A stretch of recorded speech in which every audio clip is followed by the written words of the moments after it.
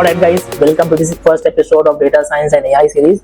So my name is Govind and total I am having 8 years of experience in data science and AI domain. So yeah, as I discussed, this will be an entirely free of cost entire bootcamp for data science and AI domain. So in this particular video, we're going to discuss about the curriculum that I have created for you. So you need to know about the curriculum, the sequence that we are going to follow, because the sequence is very important. I cannot directly start with the machine learning or deep learning processes. Okay, so let's start with. So in the very first module, I given the name as Introduction to Data Science and AI. So you need to understand what data science actually is all about, because the why has to be very clear, because it will be a lengthy series and the journey is also going to be very long. So if why is very clear, it will keeps you driving for the longer period. Okay, so that will be our very first module.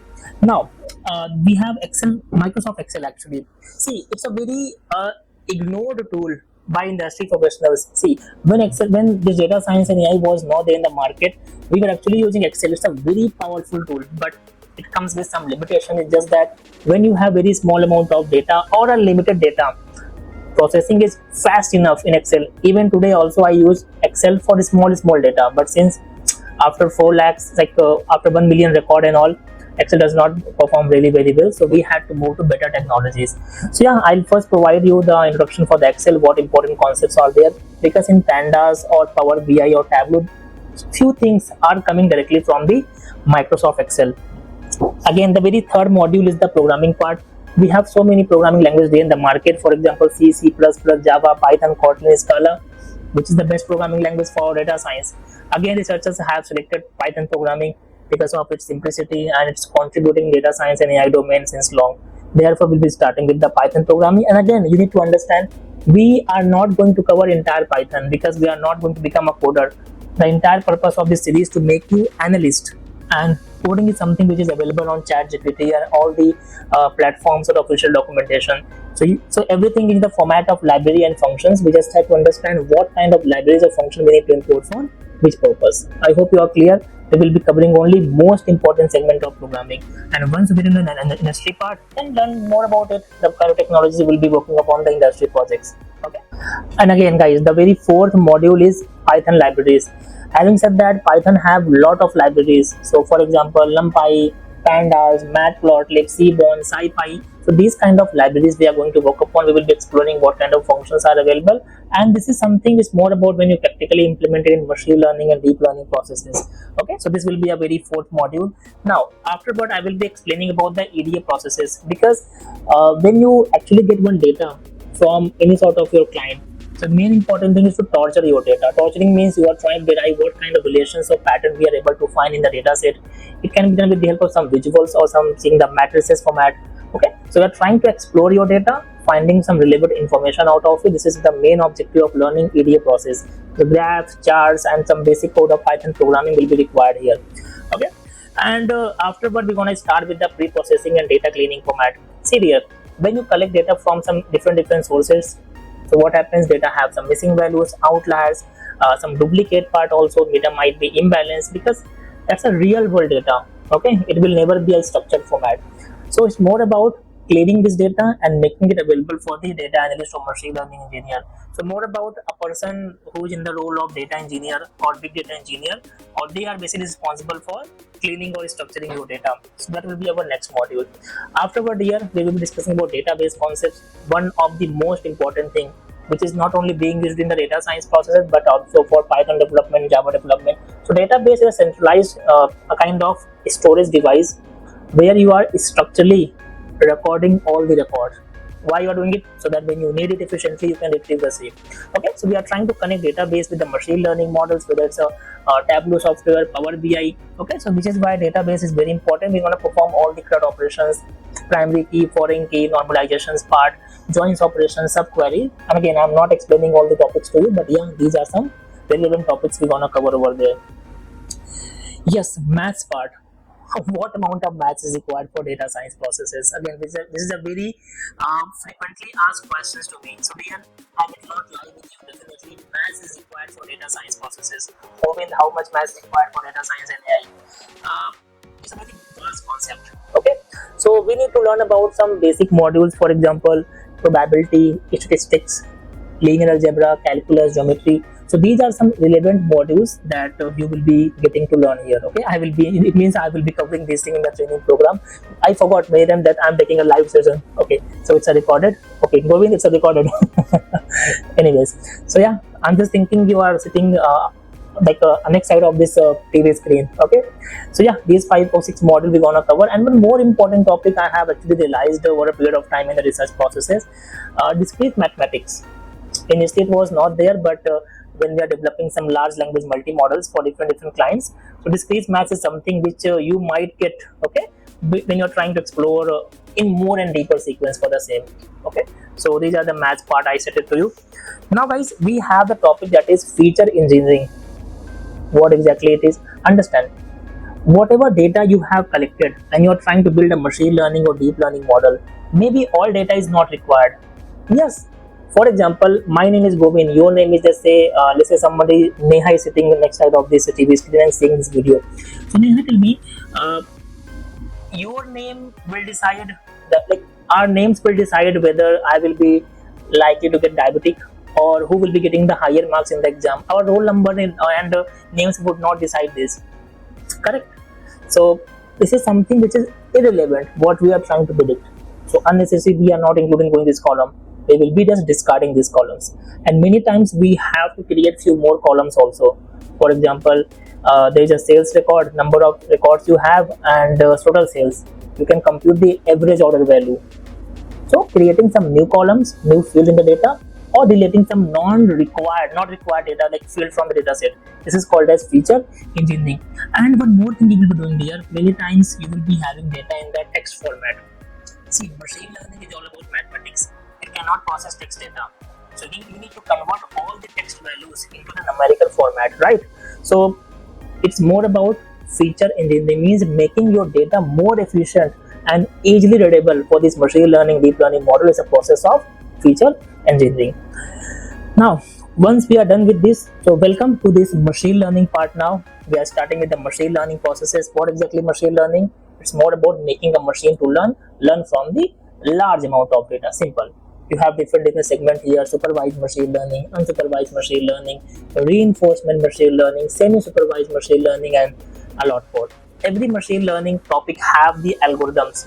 Algorithm means set of processes that a model is going to follow when it is going to predict it. Again, I said model. Govind, what is this model? Just like a baby, you will be first training the baby and then making work out of this baby. So it's more important which kind of algorithm you're going to select for your baby. So don't worry, around 20-25 algorithms are there we have in this entire machine learning series. We will be covering in depth. Okay guys, so over the period of time we are being using this machine learning models, but there is one serious drawback with it. For example, if you have very large amount of data, then these machine learning model would not able to produce a very optimal result. Okay, that's a very serious challenge we all developers are facing in this machine learning part. Therefore, researchers actually have created a very new field. This is called a deep learning. Okay, this is also called a DL, that is deep learning. Again, it's an extended version of your machine learning model. In machine learning, we create model, but in deep learning, we create neural network. Here, we will be learning about topics like KNN, artificial neural network, CNN, convolutional neural network, RNN, recurrent neural network. You have LSTM. Okay, so these kind of processes with GRU, these kind of processes we will be learning in detail. Okay, of deep learning processes. Actually, I am having a laptop with me. See, I have put all the notes over here because maybe I'll forgot some of the topics, which is why for the safer side I have taken this laptop and put all the notes here, the topic names. Anyways, once we are done with the deep learning processes, we're gonna start with the NLP part. NLP stands for natural language processing. See, when you are trying to speak to someone, let's say I'm speaking to Alexa. Okay, so for example, Alexa, good morning. Good morning. The month of May is known as Zombie Awareness Month. Well, I hope you heard about what Alexa is saying to you. Anyways, let me just put it here. I just taken it down. One more. Okay, I now fix it. Okay, so it's more about how you are trying to connect with your AI assistant. If you're trying to speak in English language, so Alexa or any Google assistant will be speaking in the English format. If you're trying to produce the answers in the Hindi language or any language, so it means any sort of technology or model which is trying to detect the human language naturally, This is more about dealing with the natural language processing. So any sort of chatbot we are trying to create, different banking services applications, they have a chatbot for the customer service. What is this? Just an application of natural language processing. Once we are done with this, we will be having a topic time series forecasting. Very very important. Anything which is changing based upon the time data. For example, temperature we are recording for different places. Today's temperature, tomorrow, day after tomorrow. We have recorded a temperature over a period of 30 days. What is this? Time series data. We are trying to predict the stock prices, stock price analysis, time series data. Okay, so anything which is time dependent, which is called as time series forecasting. Different sales data we have, finance data, weather predictions. Okay, and again we have projects also that we will be covering in the time series forecasting module.